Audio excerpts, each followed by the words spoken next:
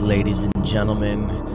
We are live, Esoteric Origins, and I am Tom Denney, and I am broadcasting to you on a video format because I wanted to showcase my sketchbook today. So today, I just wanted to flip through my sketchbook and show you all the process of how some of my art comes into manifestation.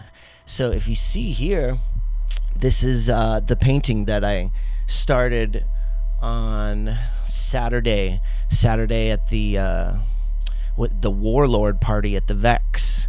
They had a bunch of vendors, and me and Tony Cole were there painting and making a not a catastrophe, but a ruckus for sure. It was a lot of fun, and I kind of got this started in about 4 hours. So far so good. It looks cool. I enjoy painting a lot. So all right, let's just get started. I have a bunch of pencil sketches that I wanted to kind of click on and look at, and then eventually I was going to go through my actual sketchbook. These are just different sketches, I've worked on and have submitted to clients. Here you can see what eventually will be the Kavalter. That new band is hard for me to pronounce. Anyway, on the very left, that's the pencil version of it. The initial concept sketch for the Hymns album that just came out on Phil Anselmo's record label, Housecore Records. Got that image on our website. Just the pencil sketches, how these images kind of start off. Here I've added a little texture and color in Photoshop, but yeah, there's no ink.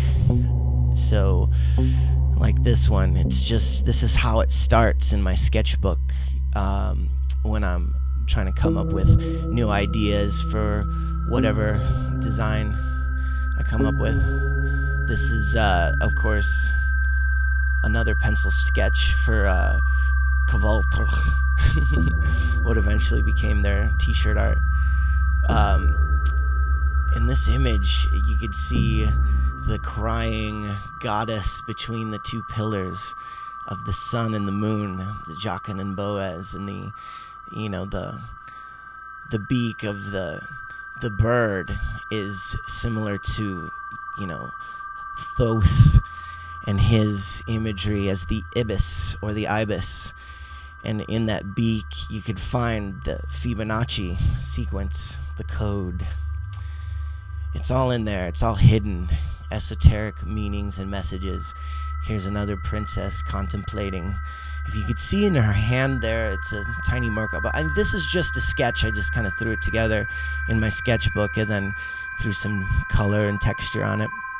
Just for fun, just to get... This is how I get concepts out. I just...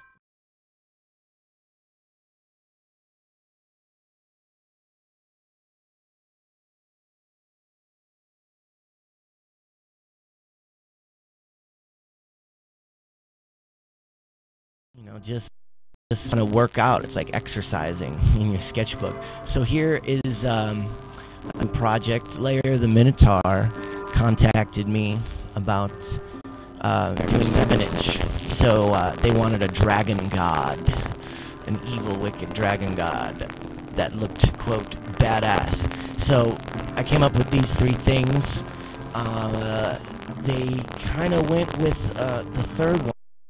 They asked if there could be a chick in there. So again, here I've added a little texture in Photoshop just to get a rough idea, and then I go over and do the inking. So here's the inked version of this in black and white, just so you can see. This is what I send a layer of Minotaur to see what they think and so forth. And not a lot of, I don't post this stuff on my website, so not a lot of people get to view these images. So that's kind of why I wanted to showcase them here and have the opportunity to talk about it.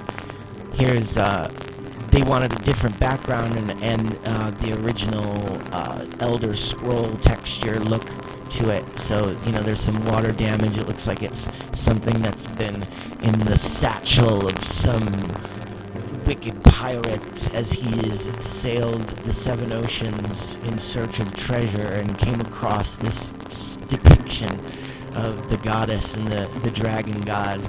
Here, final version, we decided to go with the black background. Yeah, so that'll be layered the Minotaur 7-inch, and that's the kind of how it evolved. Here's a close-up of the goddess and her jewelry. Of course, since it's Lair of the Minotaur, they absolutely insisted there be bare breasts. If you know anything about them and their imagery, they're fond of the breasts, as we all should be. Yeah, so Lair of the Minotaur. Here's another sketch.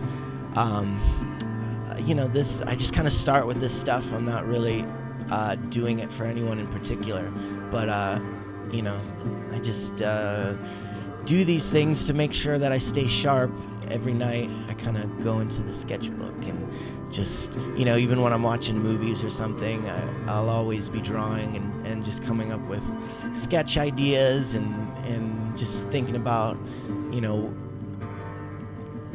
things. You know, it's a great source of meditation as you're kind of just sketching and flowing and drawing. Here's just there's some more, you know, watercolor texture that I added just to separate, get a more distinct image. I'm really excited about showing you this next image. Is it right? Here we go.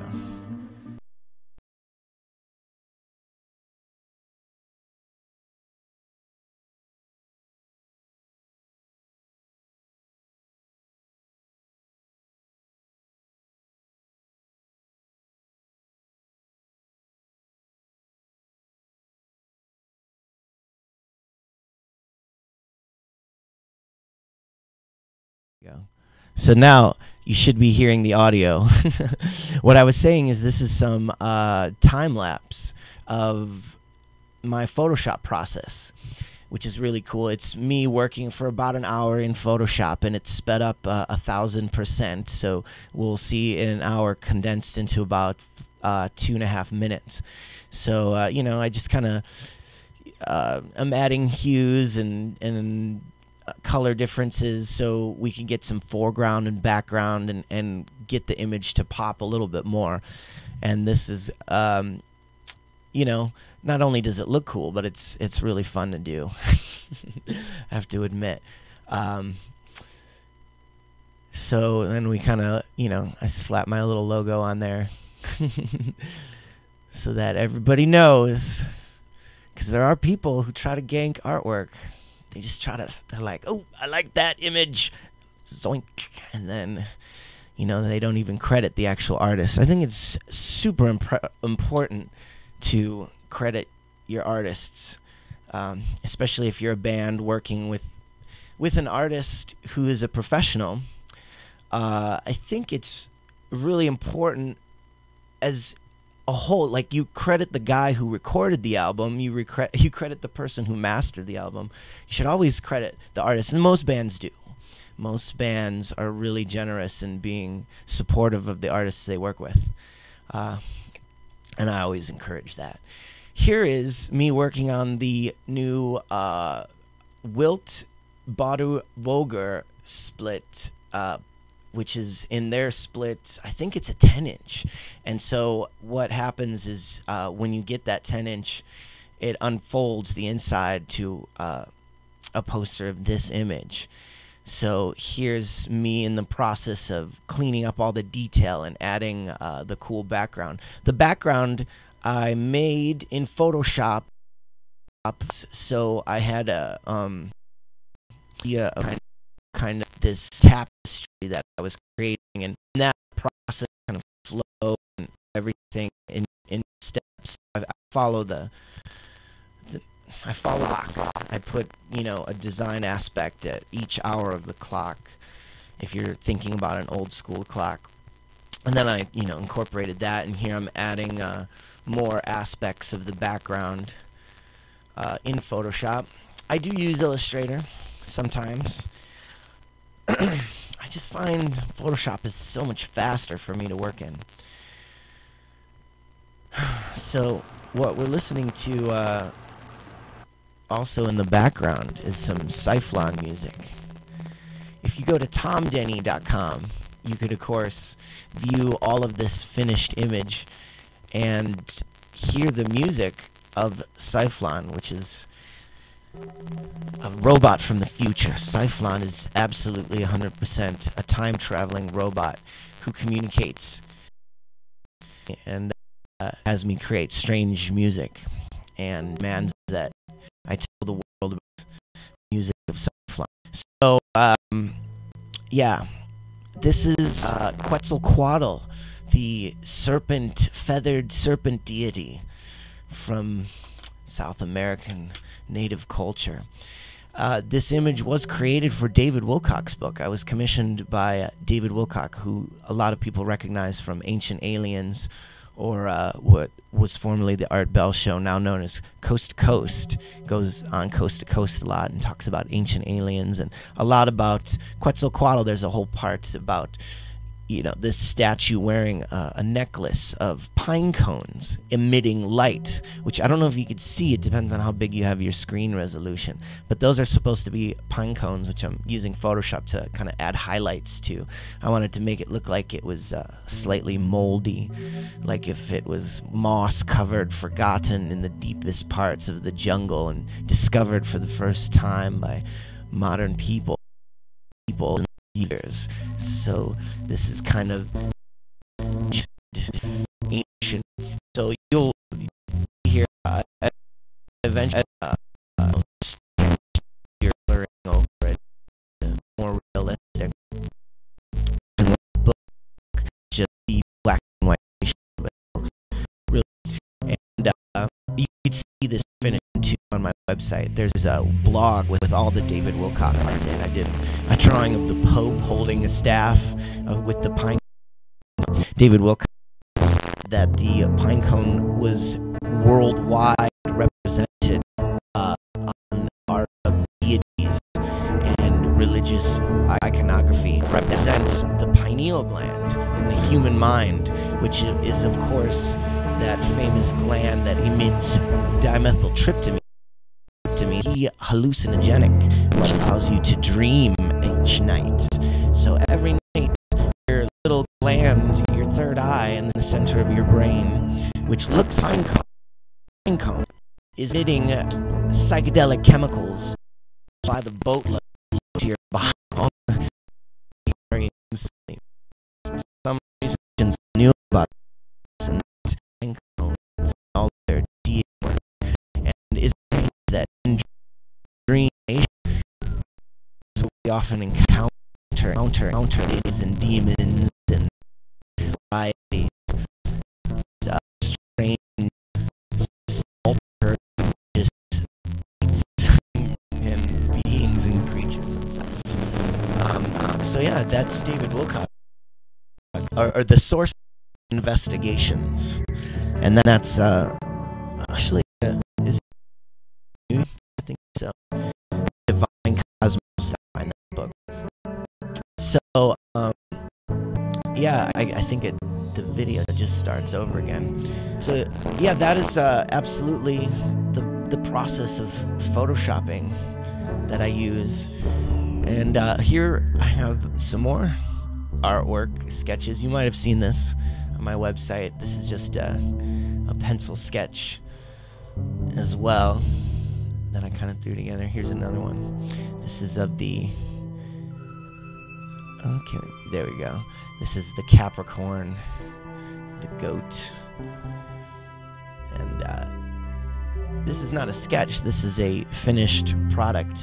This is the High Priestess tarot design, which I did. And just last night, I finished the coloring on it, and I was kind of playing around with what kind of coloring would go really good in a black light, because I have this series of blacklight posters that I'm going to do. It's not going to be this image, but I'm just kind of thinking about, you know, the colors, what would look really cool in a modern kind of vibrant way, yet have an esoteric message. In this, if you're familiar with the tarot, the High Priestess, the High Priestess is the guardian of the Kabbalah. First, when we see her, she's holding the sun and the moon, which represents the two aspects of duality. And of course, you have the two pillars, the Jachin and Boaz, once again, the white and the dark pillar. And she remains in between, in balance. The rays emitting from her represent the white light mixing into the rainbow. So between black and white, there is the whole spectrum of colors, which is simply symbolically represented, or what is intended by me, the creator, by those rays. Her body is kind of like flowing garbs, but it's these rays. And beneath that is the owl, which owls can see clearly in darkness. So in the darkness of ignorance, it flies safely and serenely in even the most pitch of black. So owls have always been represented as the keepers of sacred knowledge, or superseding the darkness of unknowing with the keys. And in this case, the key that it's holding is the scroll. If you could see clutched within its talons is a scroll with some Hebrew lettering. That Hebrew lettering is probably 5,000 years old, and it says tarot.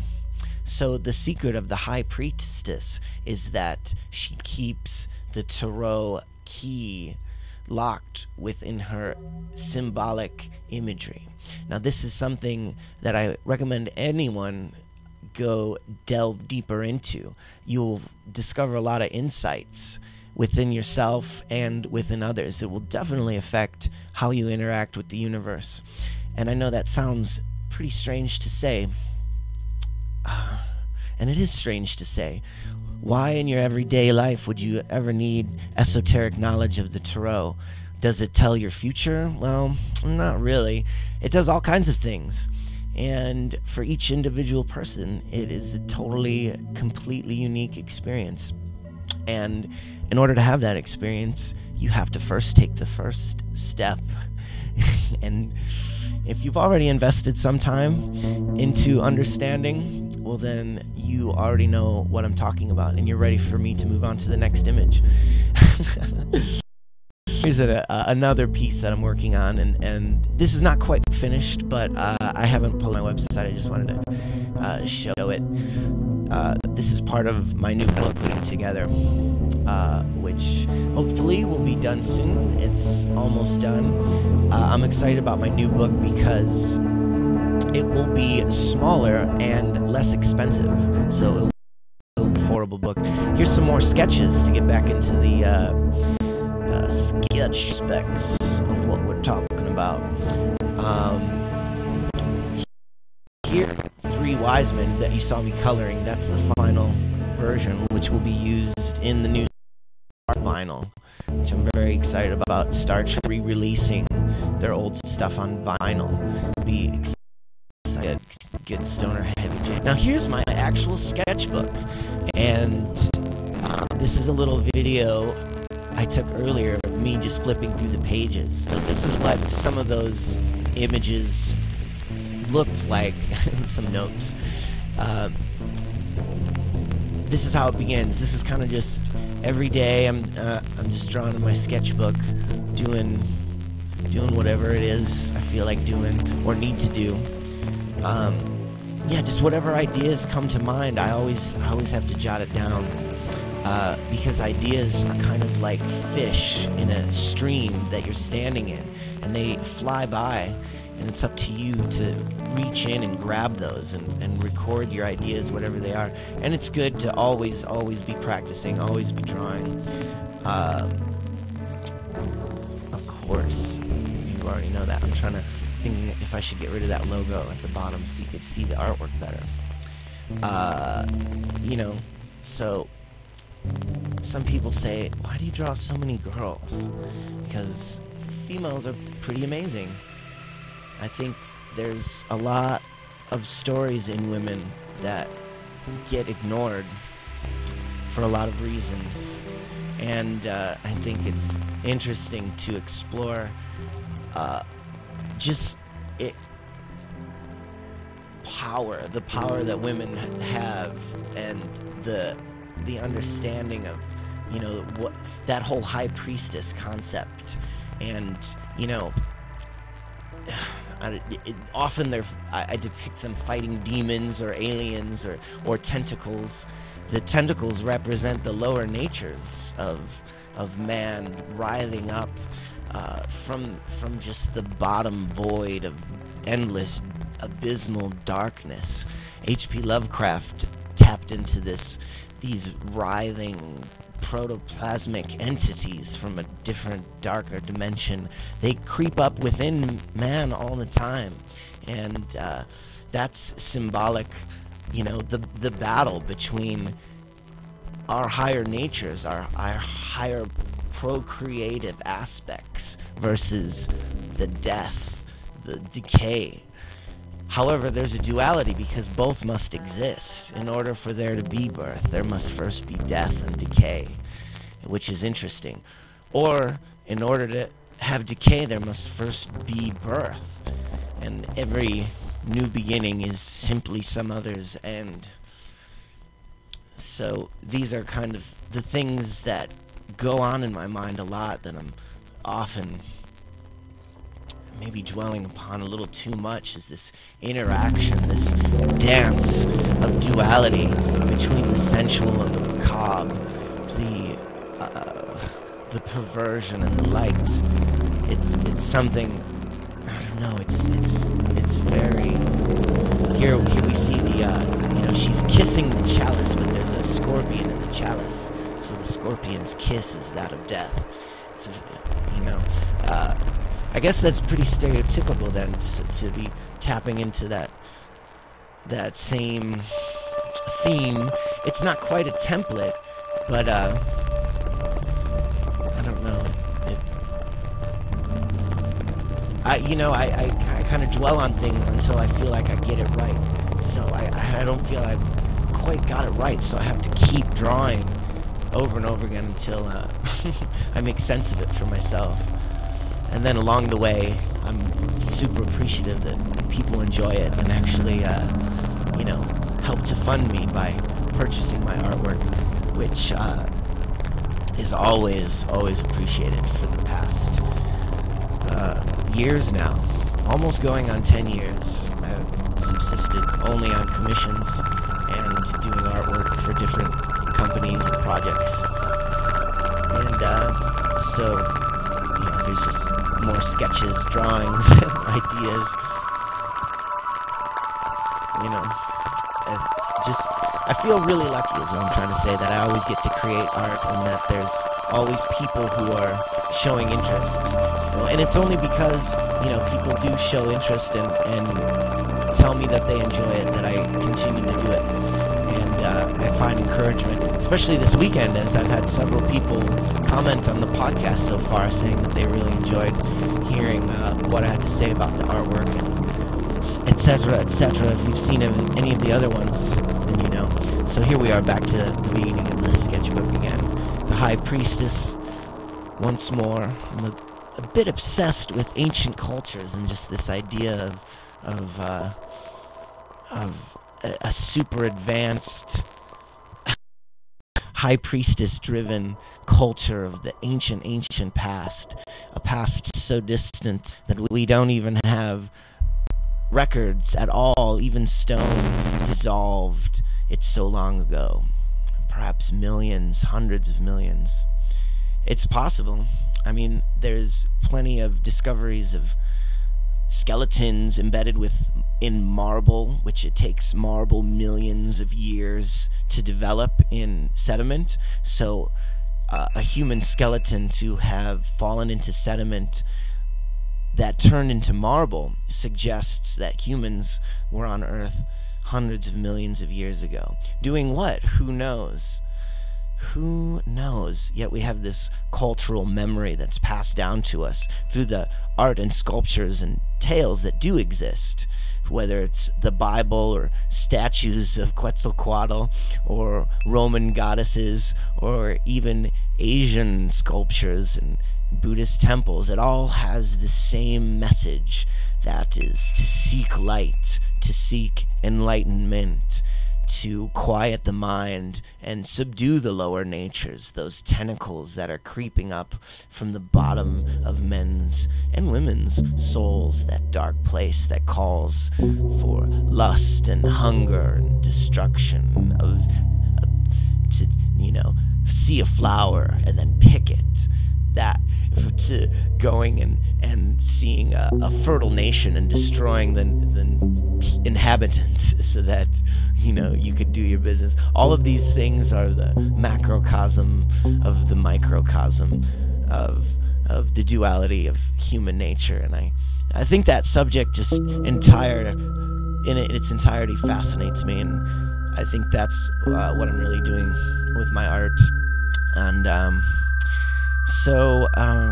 wow, this has only been a half hour long, and that's about all the images that I had prepared so far.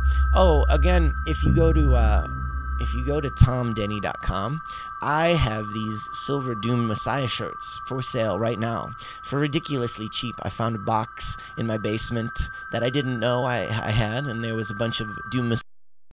So there's DVDs, which, if you don't know, the Doom Messiah DVD is the compilation of a bunch of heavy doom bands, which I either created for or had something to do with in general.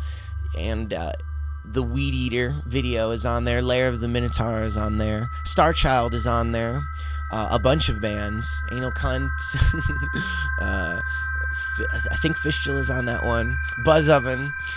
Anyway, you get the DVD, you get the stickers, you get all these buttons. There's the High Priestess sticker, so that image I spoke of, I do have stickers of those now. And if you go to tomdenney.com right now, that could be yours.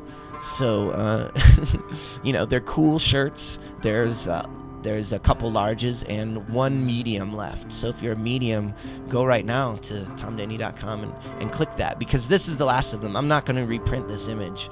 I'm going to come up with all new images and out with the old and in with the new. Also, if you get at tomdenney.com, the Iklatus double vinyl now available.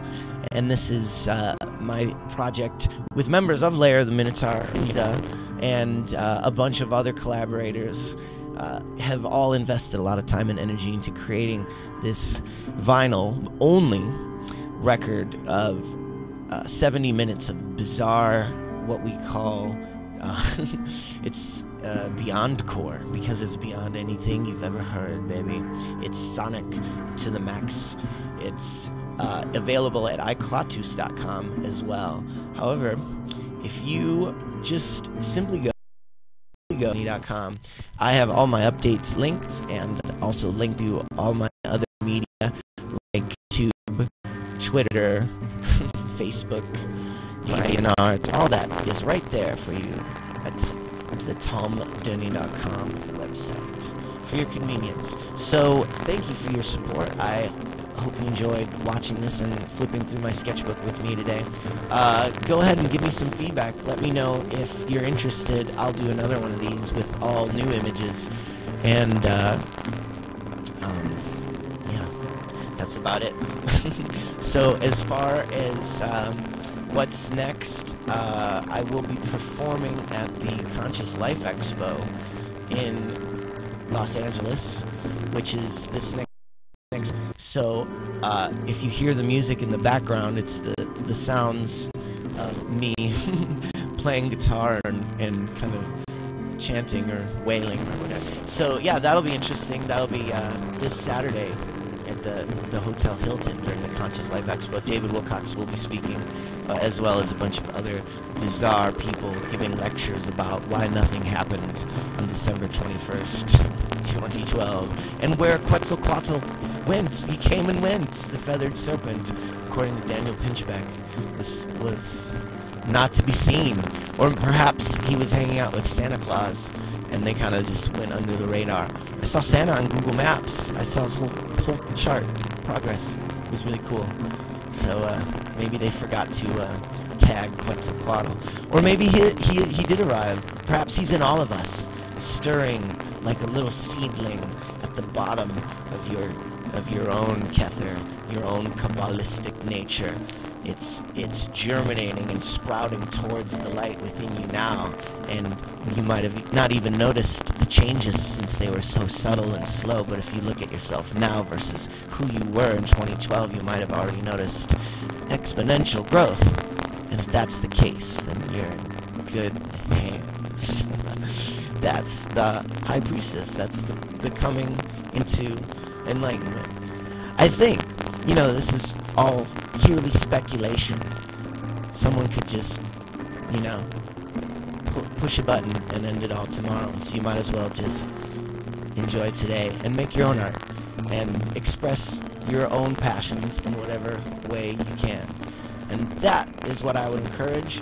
And if you enjoyed my art, then I hope it inspires you to do the same. So I guess that's it for now. And I'll talk to you guys next time. And this has been Esoteric Origins.